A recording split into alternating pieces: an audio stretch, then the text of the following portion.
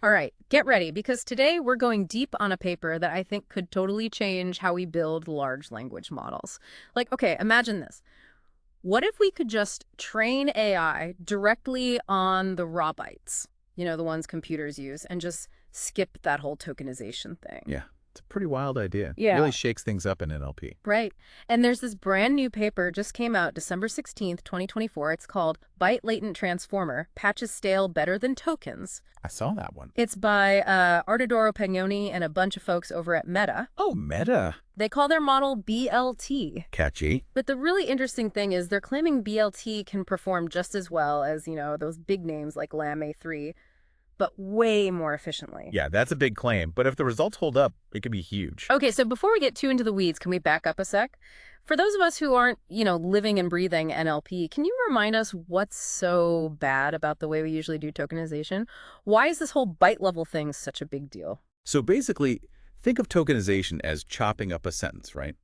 Into words or pieces of words so the model can handle it. The problem is, this chopping can be all over the place. It can get messed up by capitalization or slang, even introduce biases based on the languages it learned from. It's like trying to understand a song, but you only get to hear random notes, not the whole thing. Ah, I see. So BLT is like hearing the whole melody, every note as it was meant to be. Exactly. And that's why this is so exciting. It's like we've been looking at language through this, I don't know, blurry lens, and BLT is giving us 20/20 vision. Okay, I'm convinced this has potential, but why hasn't anyone tried this before?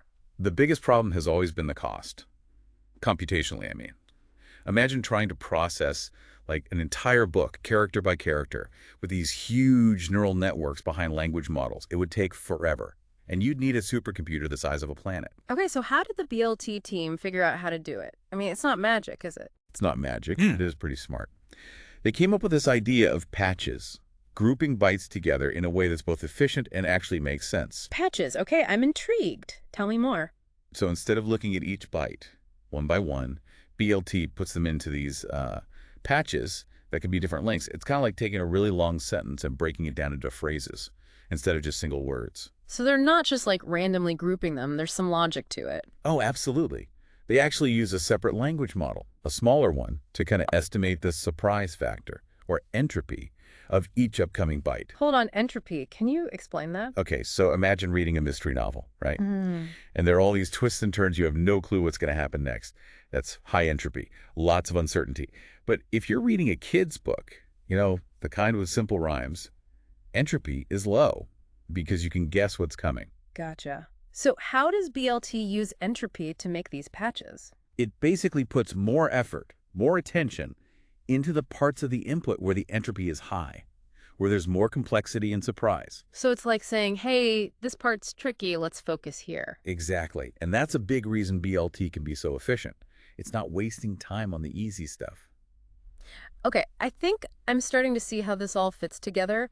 But before we dive into the results, can we just quickly peek inside? What's the actual structure, the architecture of BLT? Sure, it's basically three parts. First, there's a lightweight local encoder. Think of it like a first pass, getting those bytes ready.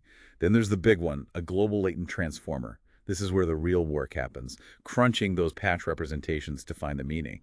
And finally, there's a local decoder that brings us back to the byte level for output. By the way, if you're a visual person like me, definitely check out Figure 2 in the paper. It's a really clear diagram of how this all works. It's almost like an orchestra, each part playing its role to make this beautiful symphony of understanding. All right, enough with the metaphors. Let's get to the good stuff.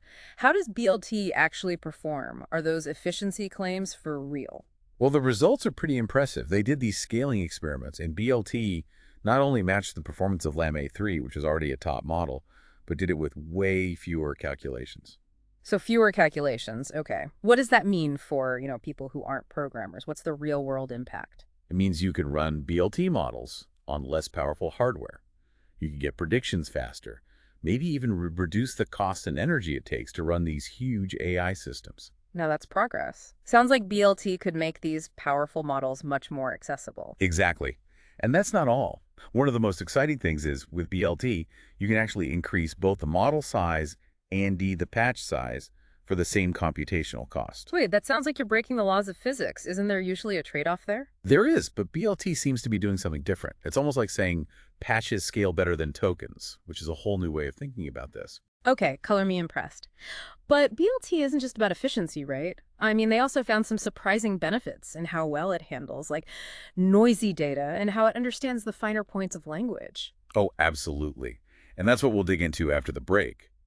BLT is showing some serious strength when it comes to understanding those little pieces of words that other models really struggle with. So we'll be back in just a minute to explore just how powerful this BLT really is. So, we were talking about how well BLT can handle noisy data and how it understands the little bits of language, those tiny building blocks. Right, right. That's what I'm really interested in. Efficiency is great, but when a model can do things that other, even really advanced models can't, that's when it gets exciting. And they really put BLT through some tough tests, like this benchmark, the Sushi benchmark. It's specifically designed to test how well a model understands stuff at the character level. So not whole words, but like the pieces that make up words. Prefixes, suffixes, all that. Yeah, exactly. Like, can it change around sequences of characters, understand how spelling and pronunciation are connected, even figure out how words are related based on those shared little parts? Okay, yeah. That sounds hard. It's like asking the model to be a code breaker. Right, and the cool thing is, BLT was better than other models on these tests, even models trained on way more data. It seems like working at the byte level gives it a real edge in understanding those basic building blocks. That makes sense to me. If you're building a language model, you want it to really get how words are put together, right? Yeah. Like a strong foundation. Absolutely. And this whole robustness to noise thing, that's huge. Think about like voice commands or social media posts full of typos, mistakes. Makes you wonder if this byte-level approach could also be a game changer for things like translation. That's a great point. And the researchers actually looked at that too. Specifically, they focused on low-resource language tasks. Oh yeah, for people who don't know, low-resource languages are the ones without a ton of digital text available, like indigenous languages or languages spoken in areas without much technology. Right. And the results are really promising. BLT did really well, even better than other models that were trained on the same small amount of data. Now that's what I call impactful. It could really help bridge that digital divide, give a voice to communities who've been left out. It's a really exciting possibility. But beyond that, the fact that BLT is so good at multilingual stuff also says something about how it works, how capable it is. What do you mean? It seems like BLT is picking up on these fundamental patterns of language, things that are true across different languages, not just specific to one, like it's learning how humans communicate on a deeper level. Whoa, that's a big thought. Makes you wonder if this is just the beginning. Exactly. And that leads us to another interesting thing they did. They tried byteifying models that were already trained. Okay, byteifying. I'm going to need you to explain that one. So think of those huge models like GPT-4 or Llama 3. They've been trained on tons and tons of data using the old token-based way. Right, the usual way. Instead of starting from scratch with BLT, they found a way to transfer the knowledge from those models into the BLT framework. So like taking these veteran models and teaching them the new byte-level tricks. Yeah, kind of. And the surprising thing is, these byteified models actually do really well, often even better than BLT models trained from scratch on the same data. That's amazing. It's like combining the best of both worlds. Right. It's a really smart approach. And it shows that switching to byte level doesn't have to be this like all or nothing thing. We can build on what we already have. That's good to hear.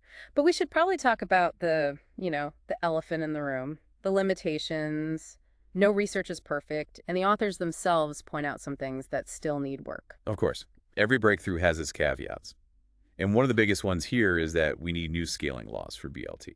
Because the current ones, the ones that tell us how performance changes with more data and compute, those are all based on those old token models. Right. BLT probably scales differently, so we need to figure out those new rules. Otherwise, it's like using an old map to navigate a new city. Exactly. Another thing they mentioned is potential issues with what they call wall clock time. So even though BLT might need fewer calculations overall, those calculations might actually take longer to do. It's like saying, sure, you can run a marathon in fewer steps, but each step takes you twice as long. Good analogy. And it means we need to do more work to make BLT run really smoothly. Okay, so BLT is super promising, But there's still work to be done to make it really practical. For sure. And that's where the whole research community comes in. We need other people to build on this, explore new ideas, and really see what's possible with byte-level modeling. We talked before about how they're using a separate model to figure out the patching. What if they could learn that patching, end to end, as it's learning? Yeah, that would be amazing. Imagine BLT could just change its patch size on the fly, depending on how complex the input is. It's like giving the model a set of adjustable wrenches. Another thing to think about is how to use those pre-trained models, the ones we already have, in this new byte-level way. Finding the best way to betify them. Exactly. There's so much knowledge in those models. We need to figure out how to translate it for BLT. It's like having this library of ancient wisdom, and we need to decode it. And who knows, maybe this will lead to completely new architectures and training methods. It feels like we're just at the beginning. That's the beauty of science. Every breakthrough opens up new questions, new areas to explore. And with BLT, that's a pretty exciting frontier. But before we get too lost in the future, I think it's important to just step back and appreciate how clever this research is. Working directly with bytes, it seems so obvious now, but it took some real out-of-the-box thinking to make it work. It really shows the power of human creativity and our desire to push the boundaries. It's a good reminder that the field of AI is always changing. What seems impossible today could be the norm tomorrow. It definitely makes you want to stay curious, to question everything, and be open to new ways of thinking. And who knows, maybe one of our listeners will be the one to come up with the next big breakthrough. That's what makes it so exciting to be a part of this. Well said. So, to wrap up our deep dive into BLT, what's the one thing you hope our listeners take away from all this? I think the main thing is don't underestimate the power of new ideas. BLT is a perfect example of that. It's a reminder to stay curious, ask questions, and never stop exploring. And who knows, maybe you, our listener, will be the one to come up with the next breakthrough that changes everything. That's the beauty of this field. It's always evolving. Well put. And on that note, we'll leave you with this thought. If BLT is any indication, the future of AI is going to be bite-sized, brilliant, and full of surprises. Thanks for joining us on this deep dive. Okay, so we're back. And, talking about this BLT research, I keep thinking about how it's not just like a small change. It feels like a whole new way of thinking about language models. Yeah, I think that's a good way to put it. We've always assumed that, to do language modeling, you got to process the text first, break it into tokens. But BLT is like, wait, what if we just use the raw data? Right, like we've been building a house with these pre-made parts, and now BLT comes along and says, hey, let's use the actual bricks and mortar. And the cool thing is, it's not just theory. This byte-level approach is actually more efficient, more robust, and seems to understand language on a deeper level. I'm especially excited about what this could mean for, languages that don't have a lot of digital resources. We touched on this before, but it's worth repeating how big of a deal this could be. Definitely. Imagine if language wasn't a barrier anymore. To information, to education, to connecting with people from all over the world. BLT could make that happen. It's like we're tearing down the walls between people. And it's not just a dream, The researchers showed that BLT is already good at translating these low-resource languages, better than other models trained on the same amount of data. It's proof that this isn't just about making AI better, it's about making a real impact on people's lives. And that leads us to another area where BLT could be huge, understanding how these models actually work. Yeah, the whole black box problem. Can we ever really know what's going on inside? By working with bytes, we might actually be able to see how these models are representing information, how they make connections. So instead of just seeing what goes in and what comes out, we could actually see the thought process. Exactly, like having a window into the model's brain, which would help us catch biases, make them better, and make people trust them more. Now that's a goal worth shooting for. But let's not forget the practical stuff. Efficiency is so important, especially as these models get bigger and more complex. And BLT is inherently efficient. Fewer calculations means lower cost, less energy. That makes these models more accessible to everyone. It's like trading in your gas guzzler for an electric car. Same power, less impact. And as we discussed, the fact that you can scale both the model size and the patch size with BLT, that's huge for future efficiency. Okay, but let's be real. No technology is perfect. As BLT becomes more common, what are some of the challenges we should be thinking about? That's a good question. One thing is We might need completely new tools to work with these byte-level But models. new programming languages, new ways to visualize what's happening. Exactly. We also need to be careful about security. Working with bytes could create new ways for hackers to, cause problems. So it's like any powerful technology. We got to be aware of the risks as well as the benefits. Absolutely. It's so important to have these conversations, to think about the ethics, the impact on society as AI keeps advancing. Well said. So, as we finish up this deep dive into BLT, what's the main thing you hope our listeners will remember? I think the biggest takeaway is that AI is constantly changing. What seems impossible today could be reality tomorrow. BLT is proof of that. It reminds us to stay curious, to question what we think we know, and be open to new possibilities. Who knows, maybe one of our listeners will be the one to make the next big breakthrough. That's what makes this field so exciting. I love that. So we'll leave you with this thought. If BLT shows us anything, it's that the future of AI is going to be bite-sized, brilliant, and full of surprises. Thanks for joining us on this deep dive.